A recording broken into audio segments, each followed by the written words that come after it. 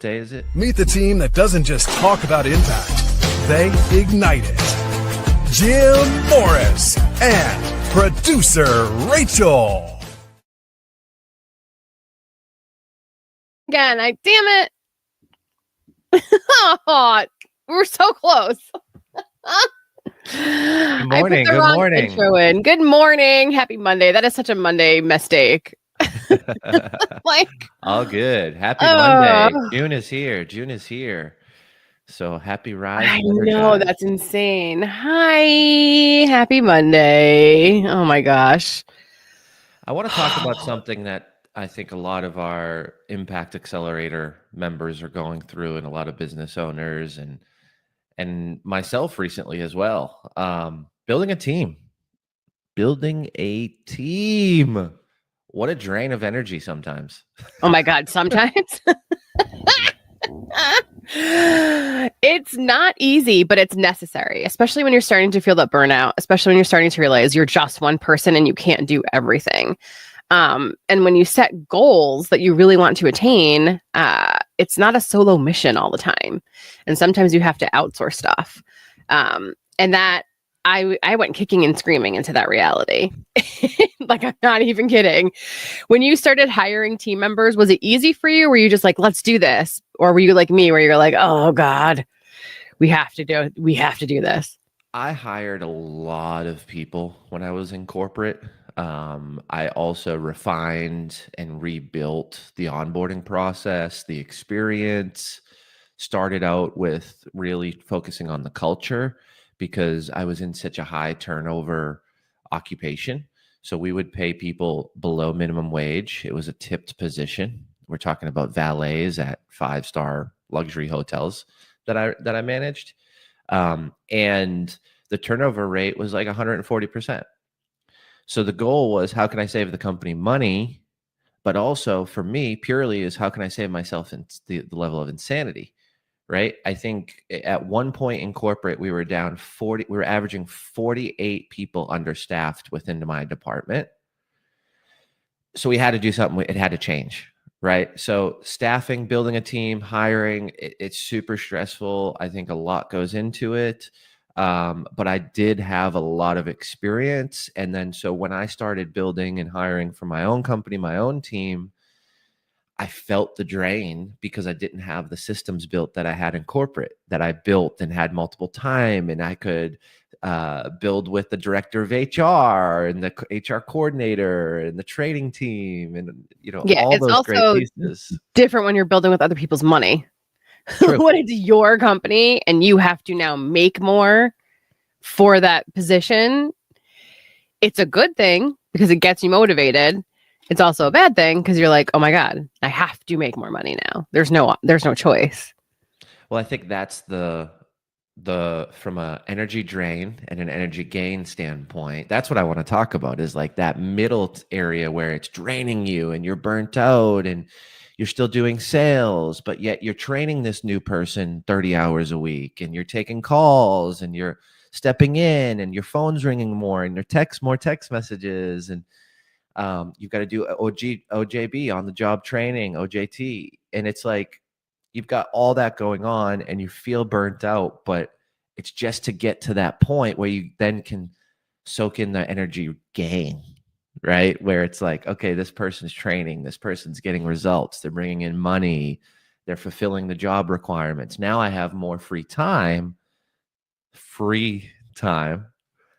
to go and do sales, to go and build partnerships, to continue to grow the company. So I think it's just one of those things that we all go through on every single level, right? Because what we're doing is we're delegating. And then the topic of delegating can be an energy drain if you don't have systems in place, or if you haven't experienced this higher, or if you haven't fine-tuned the process. Man, it's a challenge. Like, I just think it through, and as we're growing the team and we're hiring people and interviewing, and it's just a lot of time and effort, but ultimately it does give you back that energy and it does give you that gain. How have you experienced it? So because I have a boutique media company, what happens is I have multiple editors on multiple projects, right? So like it was amazing. Just doing the hiring process was hard enough as it was, just because, again, kicking and screaming. Like, how can I like duplicate myself? And I had to realize I cannot duplicate myself, right? So somebody else's 80% has to be good enough for me, because me at 50% burned out is not worth anything. So I had to come to that realization. So number one, they're not going to be me. They're not going to care. They have no skin in the game. So I have to realize that from the output. Yes, ultimately, as we move up and we grow the team, will I hope to find like an executive under me on like the board that like can do the things that I can do? Yes, that will be the ultimate goal.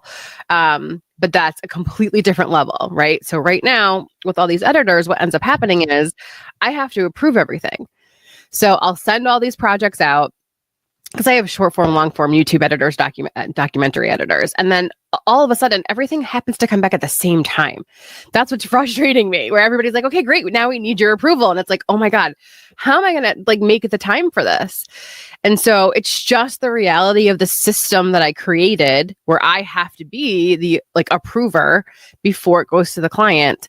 And as far as standard operating procedure goes, it's okay to change it. It's okay to pivot it. It's okay to like not stick with it all the time, because if it's not working, fix it.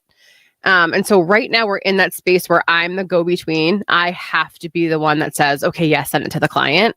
And we're working towards not having to be that, right? I want somebody else I'm trying to train somebody else to sort of be that person for me, so I don't have to hit or touch any of the final product. It can go directly to the client. And then if they have a problem, they can come back to me and we can have that conversation. So like problem number one to solve for me was just really getting over the fact that I cannot create another me. All I can do is create that standard operating procedure so that questions are answered easily without me getting a million emails or texts all day. And then how do I modify the process so I can free up more time? And it wasn't easy at first, but again, once I started creating those positions, like even when I hired the VA, because I was on the fence about it. VA is in virtual assistant. Virtual assistant, yeah, to help me with a ton of different things. It's amazing how you show up differently when you're a leader now. Does that make sense? Like you're leading a team of people. And you can't push it off. You know, we talk about a lot of freedom as a business owner. And I think that freedom is freedom of the mind to make the choice. But as a good leader is going to make the choice to show up for their team. A good leader is going to do the things now, even though they could do it later. But it needs to be done now because there's a process, there's a step in place, and you're part of that step. I think that's the realization, right? When it comes to the team, it's like that freedom. You still have freedom, but you have a responsibility. And that responsibility is typically on a timeline or an expectation set, because you need someone to go do X, Y, and Z with what you're building or what your advice is, or you know, the path you want to navigate. Well, and that's, I had limiting beliefs around money. So I had to sort of change that. And then also had this belief that like, I don't want people to rely on me to like feed their families. Does that make sense? Like I wanted to be able to like not have to do anything one day and not have to, you know what I mean? And so I had to sort of, everything is about mindset, and I had to get over that mindset. And that was huge for me to create space in my life for people to do the work and also be confident that they can. And so, yes, does training take time? Yes. Is there going to be a turnover rate? Yes. Are there people who are going to flake and I have to get new hires? Yes. But I think that right there, you're like you identifying that is going to happen and happens in every business is something that I've worked with so many clients on, to continue to give them the energy through the process to get to the time period where the person's trained, where they're operating, they're fulfilling the duties, and they're making the company money. Then it's like, okay, now I get that energy gain from it.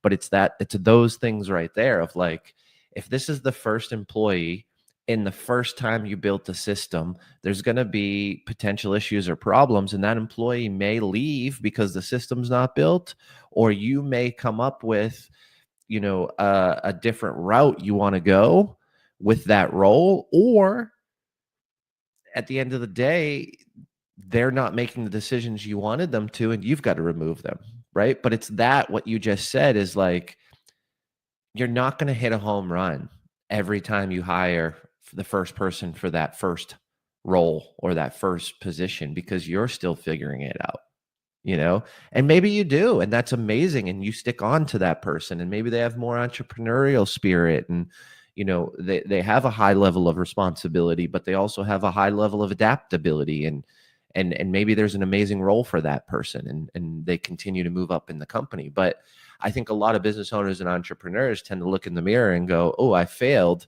because the first hire for this role that I just created 2 days ago used ChatGPT to write the description. I've never interviewed for this role. I've only interviewed for X, Y, and Z. And I didn't hit it out of the park. I shouldn't have hired. This is stupid. I should just do it myself.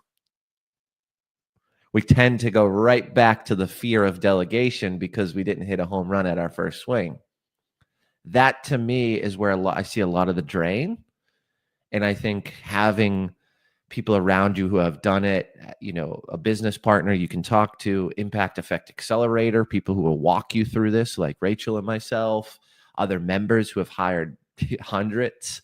I mean, I've hired probably almost 1,000 people in my life.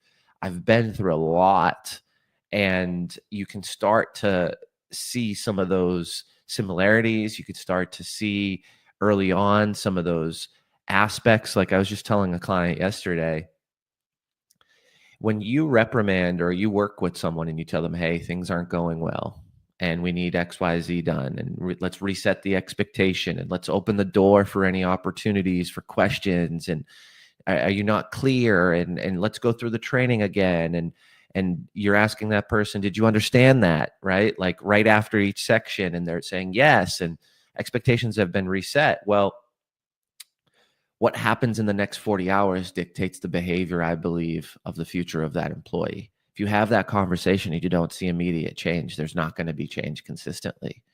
So I often tell people, like, set the expectation, but then be ready in 48 hours. If you don't see a change of behavior, you need to terminate.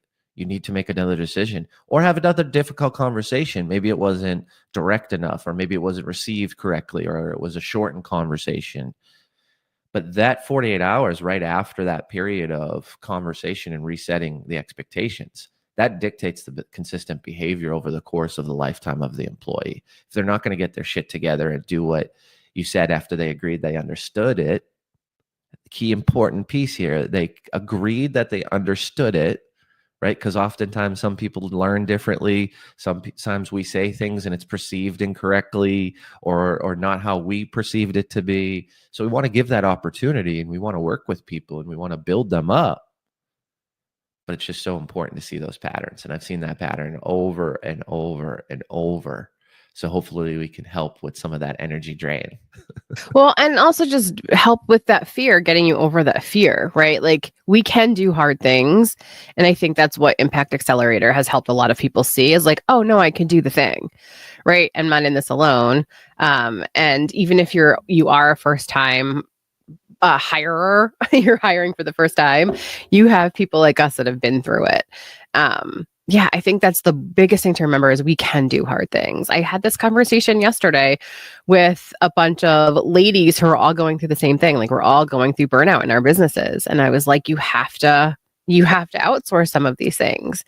And every time, like, people ask, like, but how, or how can I afford to? It's like, you can't afford not to sometimes. And that's the reality I had to come to, was like, I can't afford not to do this. And it's freed up so many different things. I mean, that space has been taken up, but with things I should be doing, right? Going to meetings, networking, connecting, marketing, selling, doing all those things. And so it's been amazing to see myself grow into the role as a leader of my own business, right? Like, it's crazy.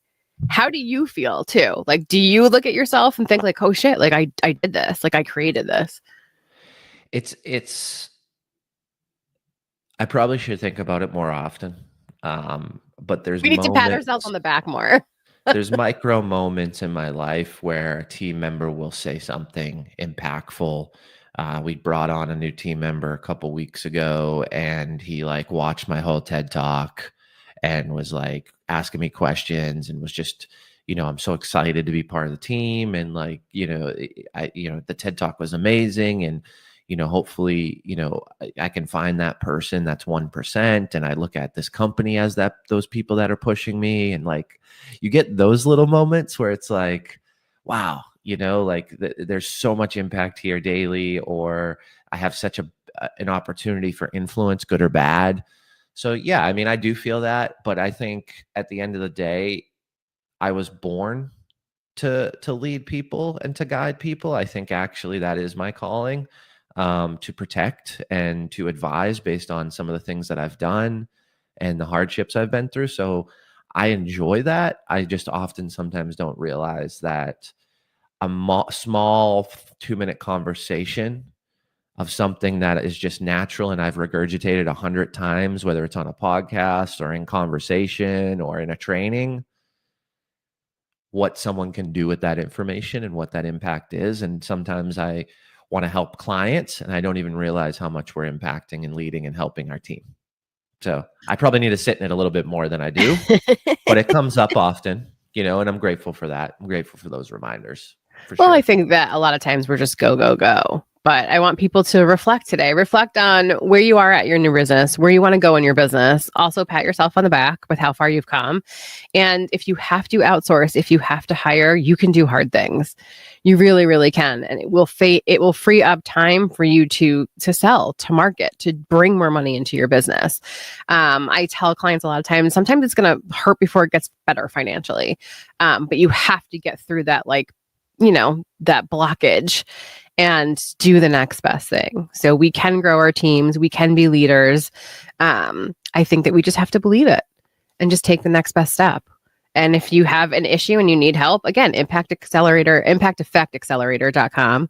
Super easy to join us. And you call us. Well, we'll call you actually, and we'll discuss what you're having trouble with. And then we can help you through that. It's really, really actually very simple. Let's break some barriers. Let's break some barriers. Exactly. I love that. Happy Monday, everybody. Have a great day. Happy Monday.